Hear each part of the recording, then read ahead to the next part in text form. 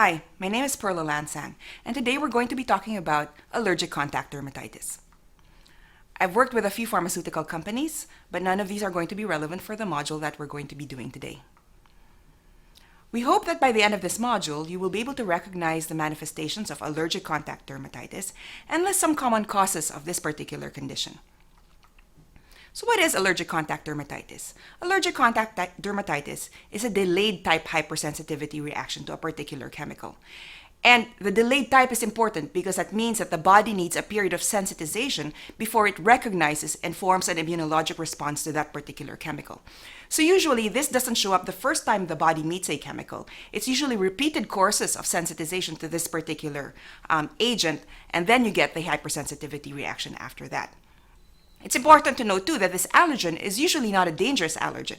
In fact, it could be something as ubiquitous as nickel. Now, this triggers an immunologic response in predisposed individuals, and then you get the rash that comes after it.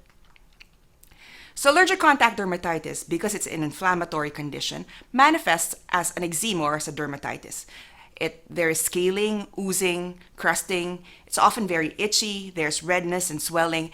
And if this swelling is very severe, you can even get blistering on the particular rash. This is an example of someone who has had an allergic reaction to the dye that they use in tattoos. And this is a temporary tattoo, or the beach tattoos that people get. And this particular allergen is called paraphenylenediamine, which is also found in hair dye. So you can see that this nice pattern that this patient has actually follows the pattern of the tattoo, the temporary tattoo that they had. This is considered a mild reaction. Our next picture, this one, will show you a very severe allergic contact dermatitis, where you can see a lot of redness, a lot of swelling, some blisters that you can see that are fluid-filled, and some of those blisters have ruptured, and so you can see crusting on those lesions as well. So this is a more inflammatory type of contact dermatitis. There are many things that can cause this contact dermatitis. Nickel is probably a very common one. So if you know patients or friends who are allergic to costume jewelry, let's say, nickel is the most likely culprit in that situation. Poison ivy is again very common. Hair dye, some fragrances, preservatives that can be found in moisturizers, shampoos, soaps, even in some medications are common as well. And topical antibiotics, such as those found in over-the-counter antibiotics like neomycin and bacitracin, can cause allergic reactions in some people. It's important to note that contact dermatitis can also be found in the workplace. So there are several occupational allergens. Rubbers and other components of rubber, adhesives such as those found in glues and those found in sticky things like Post-it notes and Band-Aids, metals, aside from nickel, different from nickel, disinfectants that we use in the healthcare system, especially for healthcare workers. This is a very important source of allergens for them. And cosmetic ingredients. For instance, if someone works in a salon or someone works as a makeup artist, all of these are important to note in their history.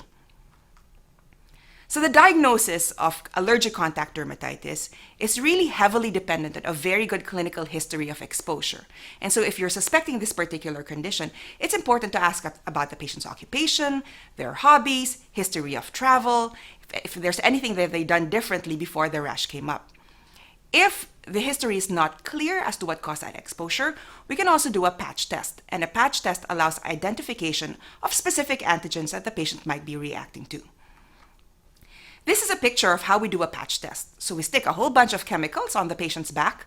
We leave those patches on for several hours, 2 or 3 days actually, and then we remove them. And then when you remove them, you see that this patient has reacted to some chemicals that we've stuck onto the back. We can then identify these chemicals and tell the patients what it is they're particularly allergic to. That's very, very important because the main treatment for allergic contact dermatitis is allergen avoidance. Once a patient is allergic to something, they're going to be allergic to that allergen forever. We can't make them not allergic to it. So the only way really that they're not going to have a reaction to that allergen is to avoid it. Of course, if the rash is there, we need to treat that inflammation. In mild cases, we can use topical steroids. And in severe cases, we can use oral steroids or other immunosuppressive medications as well. I hope that module was helpful in helping you recognize the manifestations of allergic contact dermatitis and identifying some common causes of this particular condition. Thanks, and I hope you enjoy that module.